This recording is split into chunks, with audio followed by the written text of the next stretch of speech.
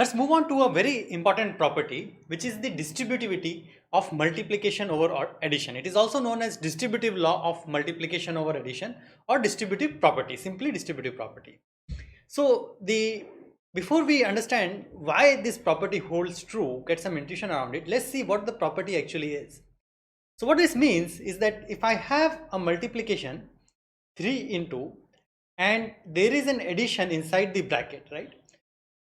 So another way to write the same expression, same arithmetic expression, is to actually distribute this multiplication. So I divide this multiplication and I distribute it inside the brackets to each of the terms of this addition. So this addition has two terms, it has two operands. I would distribute my multiplication 3 into to each of these terms, okay?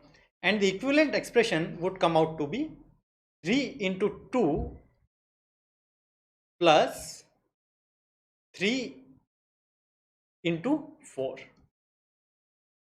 So this 2 plus 4, this 2 plus 4 came from inside the brackets, and of course I have divided 3 into 2, both of these terms, 2 and 4, both of those got the 3 into, right? So both of those terms got multiplied by 2 and addition remained as such. So this is what distributive property means. I am able to distribute the multiplication to each of the terms of the addition. Let's understand this, why this property actually works, by using a simple example. So this is an intuitive example, okay? So here what we have is 2 plus 4.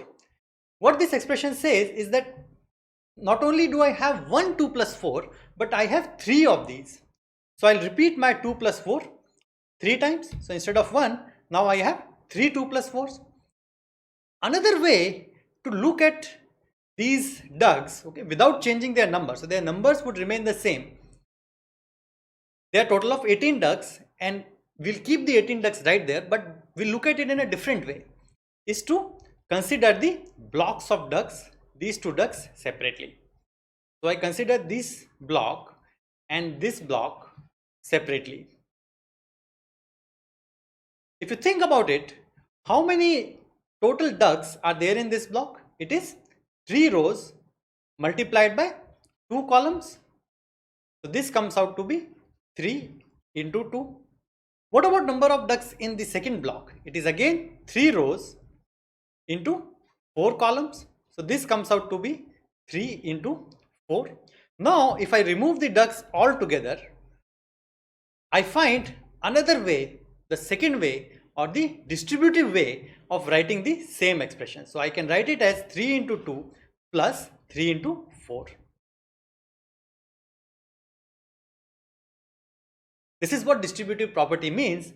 We are distributing this multiplication over each of the terms of the addition, and the addition sign remains as such. One of the common mistakes that students do is that they do not distribute the multiplication to each of the terms. So they'll forget one of the terms. So let's look at how to distribute it to each of the terms in little more detail. So here is an expression. To distribute this multiplication 2 into to each of the terms, first I understand how many terms are there in the addition, how many terms are there in the bracket. So inside the bracket we have 3 terms, 6, 3 and 5. The way I will proceed is that I'll take first 2 and I'll push it to the first term. The second 2 will go to the second term, and the third 2 will go on to the third term.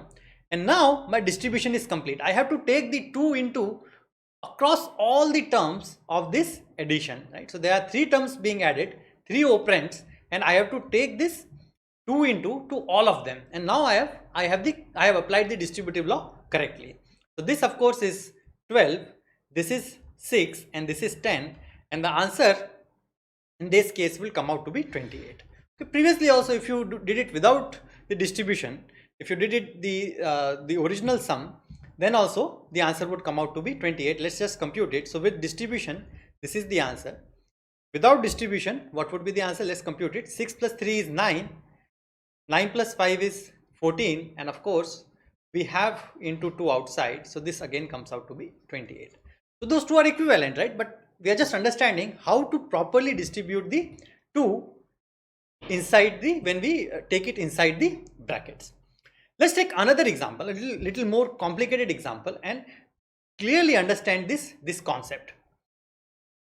Here I'll take a slightly complicated example. I'll say 2 into 3 plus 5, and then I'll use another distributive law right here. 2 plus 4. See, the way to solve it is, of course, using BODMAS. We'll first remove the inner bracket. When we remove the inner bracket, the 5 will get distributed. This 5 will get distributed to each of the terms of this addition, and this becomes 2 into 3 plus 5 2s are 10 plus 5 4s are 20.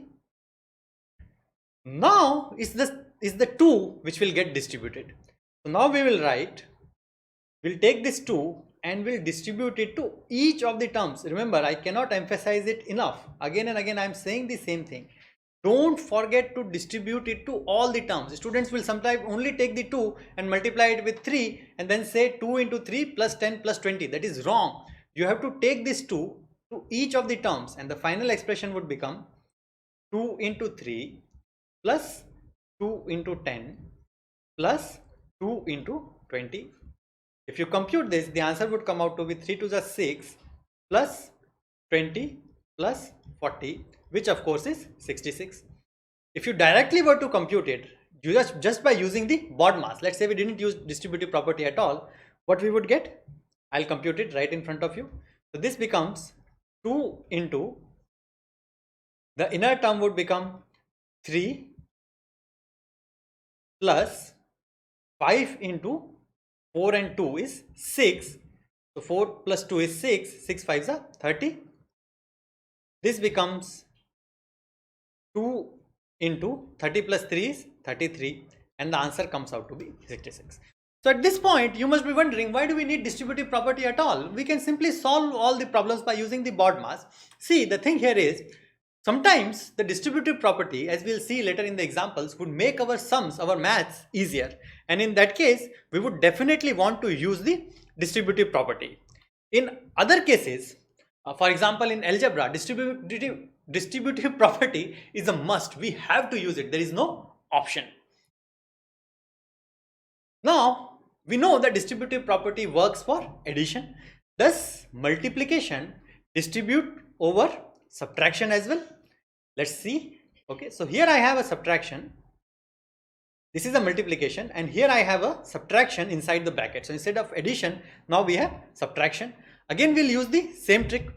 This subtraction 4 minus 2 can be written as 4 minus 2, right? 4 minus 2, so 4 ducks minus 2 ducks. Of course I don't have just one of this subtraction, I have 3 of these, so I'll replicate it 3 times. This is what we did in the case of addition as well. So now we replicate it 3 times.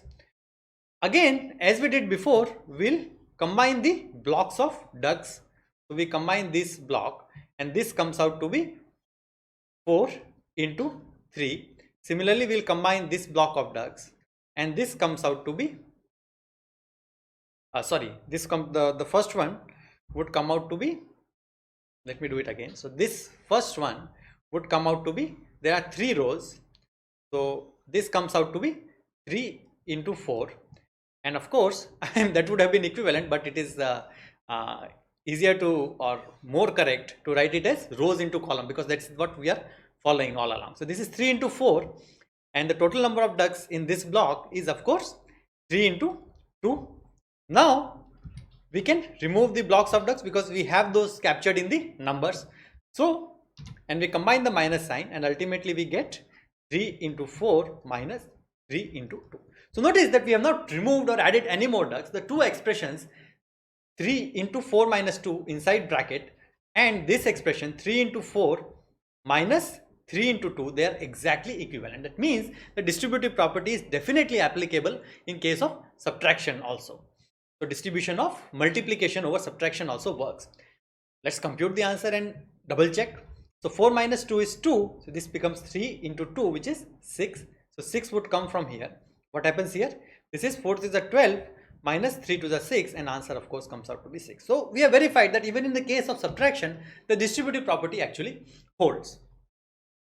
See, another thing which I want to bring here, a lot of students say that even in case of division, the distributive property works.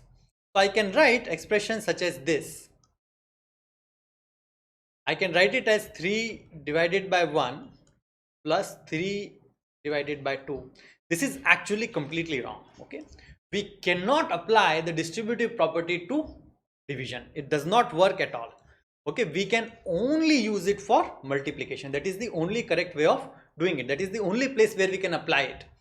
Of course, if we had fractions, so let's say that I had fractions such as this, 1 divided by 2 into 1 plus 2. I can, because there is multiplication here, it is not division, okay, there is multiplication here. I can write this fraction as half into 2, and that would be perfectly fine. Okay, and there is a plus right in the middle. Okay, so I can distribute this fraction as long as there is multiplication here. I can write it in the distributive. I can distribute the multiplication of fraction to addition or subtraction just like normally, but I can never distribute division. Okay, so that is something that you should remember. So now it is a very interesting application of distributive law which we have been using forever, right? So if you notice, we have been doing this multiplication using this technique for a very long time. So 435 multiplied by 136. If you remember, how do we do it? Right? So first thing I do is I multiply this entire 435 with number 6. So that's the first thing I do. So what do I get? I get 2160. Then I take the number 3 and I do the multiplication. Of course, before I start the multiplication, I add a 0 here. And then I complete my multiplication. And the multiplication is, of course, 1305. You can do the multiplication yourself. 3 multiplied by 435 would give you 1305. Now, for the last number, instead of adding just 1 0, we add 2 zeros. And then we continue the multiplication. We do 1 into 435, which of course gives us 435.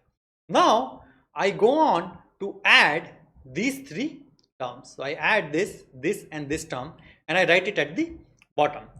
The answer of course comes out to be 59160.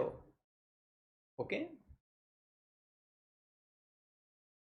So that is my answer.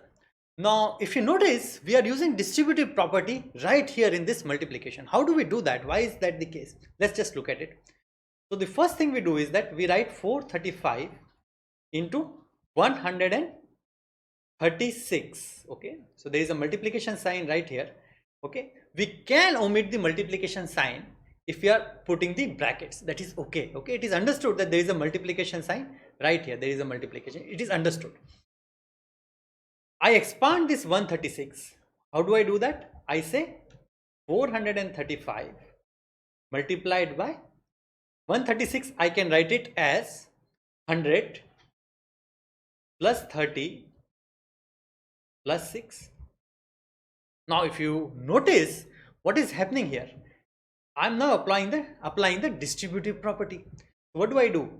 First term I write it as the very first one, 435 into 6. Sorry. So the very first term I'll write it as 435 into 6, and this is the term which actually went right here. Okay, so this term can be found right here. This is the term. The second term is 435. Of course, there is a plus in the middle. 435 into 30. And of course, the 0 is something that we added right here. So this 0 of this 30 was added here, and this 435 into 3 actually went right here. So this 1305, this number.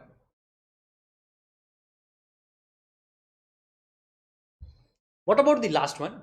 It is pretty simple. Last one is simple. It is 435 into 100. These two zeros actually came right here. These zeros, they added, we added these zeros even before we did the multiplication. And 435 into 1, which of course is 435, we know that we took and we put it right here. Okay, so if you decompose the standard multiplication technique that we have been using so far, it is nothing but application of distributive law. So here is a simple example. Here is a simple word problem based on distributive law.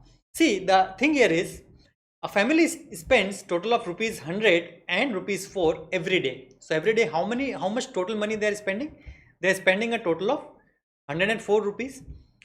So this they spend in one day. So in 7 days, how much money would they spend? It would be 7 into 104, and if you compute it, this would come out to be 728. This is pretty simple. So the problem using BODMAS, if we had to solve this problem, this is how we would solve it. But if you are specifically asked to solve this problem using distributive law, the way to do it would be to actually write it as there are total of 7 days that have to compute the amount. I have to compute the amount for 7 days. Each day we are spending 100 plus 4. Okay, so same thing I am writing. Okay, the same thing, the same expressions, the same mathematics I am writing in a different way. But now instead of computing this 104, okay, this 100 plus 4, instead of computing this value, what I am actually doing is I am applying the distributive law, because that's what I have been asked. I have been asked to solve the problem using distributive law. So this is what I will do. 7 into 100 plus 7 into 4. This comes out to be 700 plus 7 4s are 28, and of course the answer again comes out to be 728. So the answer matches, which we would expect because distributive law is very real. It works, we know that. The idea here is that if you are asked to solve the problem using distributive law, you should solve it using distributive law. Just don't use normal BODMAS in that case. So here we'll solve the problem using distributive law again. We'll try to use the distributive law to solve the problems. First thing to notice in this problem, in the very first problem, that is what we would be solving first, is to understand that we have an expression 3845 into 5. In the second case, we have an expression 769 into 25. We'll divide this 25 and write it as 5 into 5. That is the first thing we do. Then using our associative property, we multiply 769 with the first 5. That is what we are doing. So this, if we do this, if we were to do that, what we will get? 3845 into 5 plus 782 plus 769 into 5 is 3845 into 5.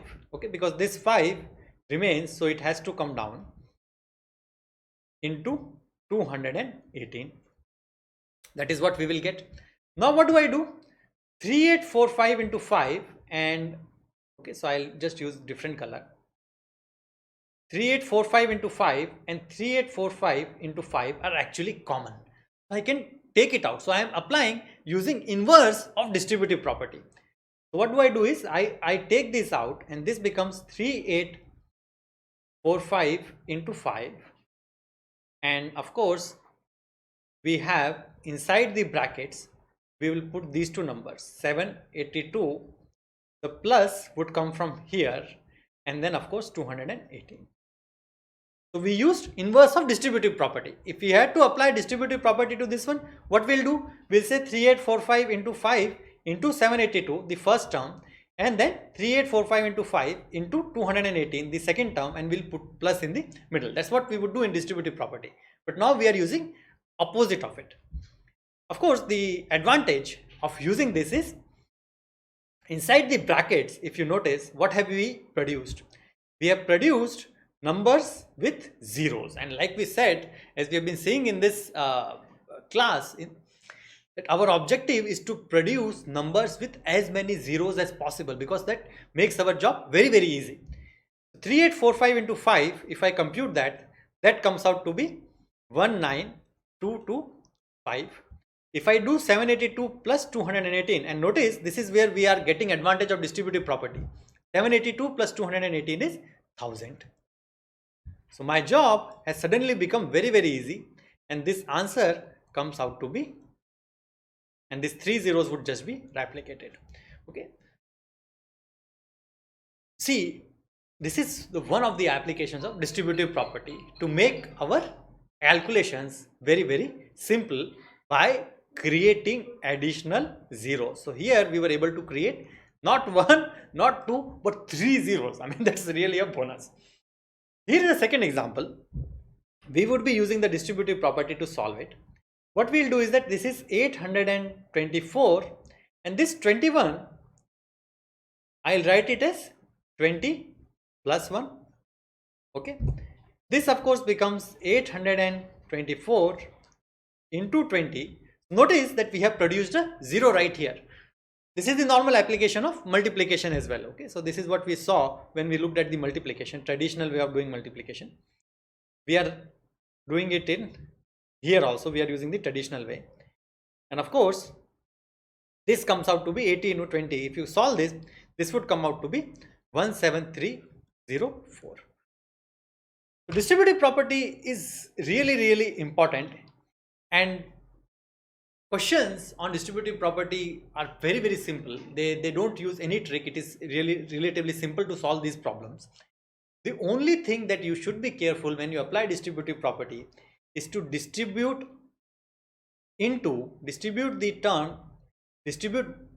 all the multiplication to all of the terms of addition, and when you take out the common factors from each of the terms of the addition.